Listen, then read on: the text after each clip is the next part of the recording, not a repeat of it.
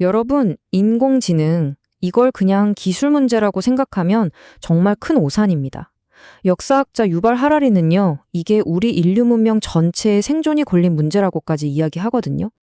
자, 그래서 오늘 이 짧은 시간 동안 하라리가 말하는 이 진정한 경쟁자가 도대체 뭔지, 그리고 왜 AI를 그냥 인공지능이 아니라 외계지능이라고까지 부르는지, 또 우리가 지금 당장 어떤 선택을 해야만 하는지 그 핵심만 쏙쏙 파헤쳐 보겠습니다. 자, 그럼 시작해 볼까요? 한번 생각해 보세요. 수만 년 동안 우리 인간은 이 지구에서 가장 똑똑한 존재? 독보적인 존재였잖아요. 근데 지금 바로 우리가 우리 손으로 우리와 경쟁할 수 있는, 어쩌면 우리를 뛰어넘을지도 모르는 존재를 만들어내고 있다는 겁니다. 그래서 유발 하라리는 인공지능이라는 말 대신에 외계지능이라는 표현을 써요. 이게 무슨 우주에서 온 외계인이라는 뜻이 아니고요. AI의 생각하는 방식 자체가 우리 인간의 뇌를 그냥 흉내낸 게 아니라는 거죠.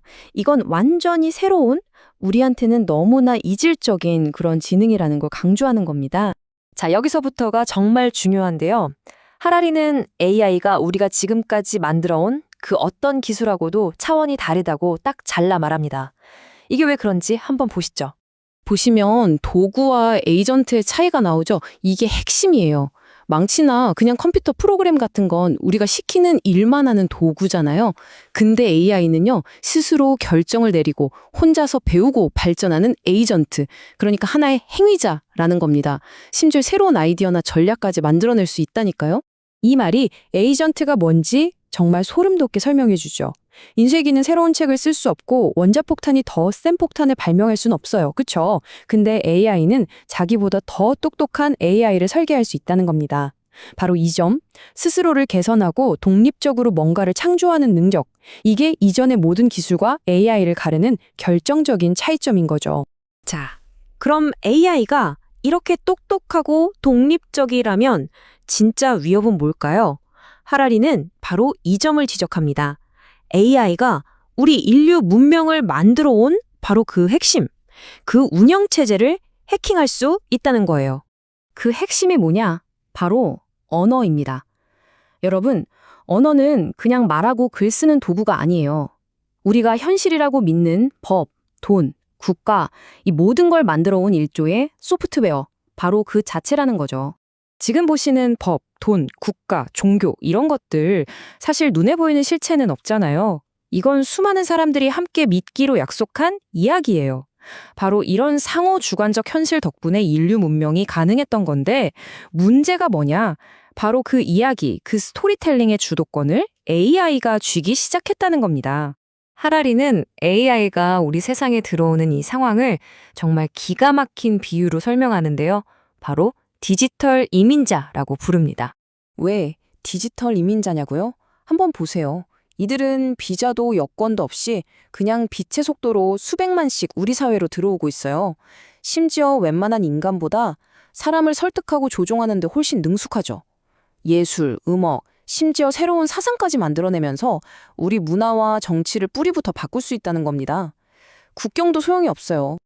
자, 그럼 이제 시선을 우리 자신, 인간에게로 돌려볼 시간입니다. 생각이라는 거, 우리 인간만의 고유한 능력이라고 믿어왔잖아요. 그런데 그게 더 이상 우리만의 것이 아니라면 도대체 인간이란 무엇이고 인간으로 남는다는 건 무슨 의미일까요? AI가 우리보다 생각을 더 잘하게 되는 세상에서 우리 인간에게는 과연 무엇이 남는 걸까요? 이게 바로 하라리가 우리에게 던지는 정말 근본적이고 철학적인 질문입니다. 하라리는 여기에 대한 답을 지능이 아니라 의식에서 찾습니다. 그러니까 똑똑하게 계산하고 논리적으로 따지는 능력이 아니라 사랑하고 고통을 느끼고 누군가를 불쌍히 여기는 그런 감정과 경험? 바로 이런 것들이 우리 인간의 마지막 보루라는 거죠. 이 말이 그 차이를 정말 잘 보여주는데요. AI는 사랑해라고 수천 번 말할 수 있겠죠. 하지만 사랑을 경험하지는 못합니다. 이 말로 표현할 수 없는 감각과 느낌, 바로 이것이야말로 우리 인간다움의 핵심이라는 겁니다. 자, 그럼 이제 가장 시급하고 현실적인 문제로 넘어가 볼게요. 좋습니다. 상황이 이런 건 알겠는데, 그럼 우리는 뭘 해야 할까요?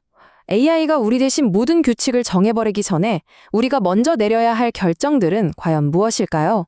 가장 핵심적인 질문은 바로 이거예요. AI에게 법인격을 줄 것인가?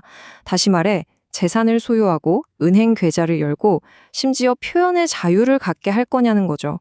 아니, 기업도 법인격 있잖아요? 라고 할 수 있지만 결정적인 차이가 있습니다. 기업의 최종 결정은 결국 사람이 내리죠. 하지만 AI 에이전트는요? 인간의 통제 없이 스스로 생각하고 결정할 수 있다는 점에서 완전히 다른 문제입니다.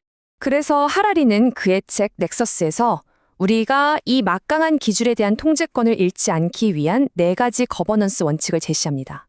첫째, AI는 사람을 돕는 선의를 가져야 하고, 둘째, 정보는 절대로 한 곳에 집중되지 않도록 분권화되어야 합니다. 셋째, 감시의 상호주의가 필요하고, 넷째, 시스템 안에 변화와 휴식의 여지를 두어야 한다는 거죠.